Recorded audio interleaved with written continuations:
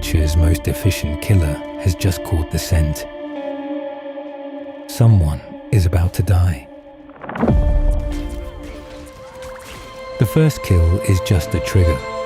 It flips a switch in the brain that demands more. With every body he drops, the bloodlust grows, and his focus narrows to a single violent point.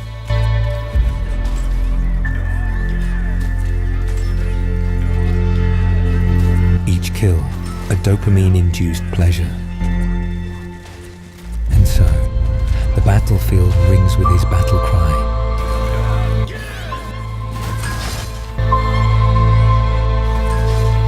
A predator that doesn't know how to stop.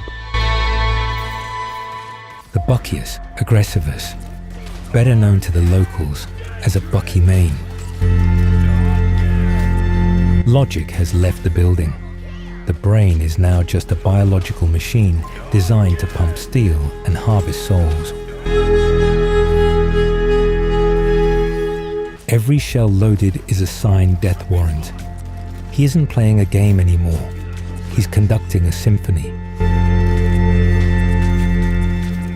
Each shell is a rhythmic countdown to your extinction. To flank him is to volunteer for a one-way trip to the spectator screen.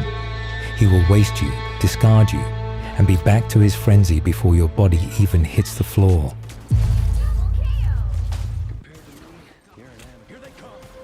He will waste you in your moments of glory just to feed the hunger.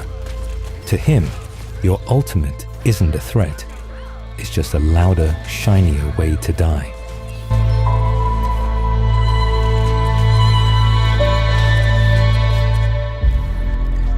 So, look at your hands. Are they shaking because you've looked into the eyes of the beast and survived? Or are they shaking because you're the one holding the pump? Tell us your story of the frenzy. If you've survived the Bucky menace, let us know how. And if you are the menace, confess your sins in the comments.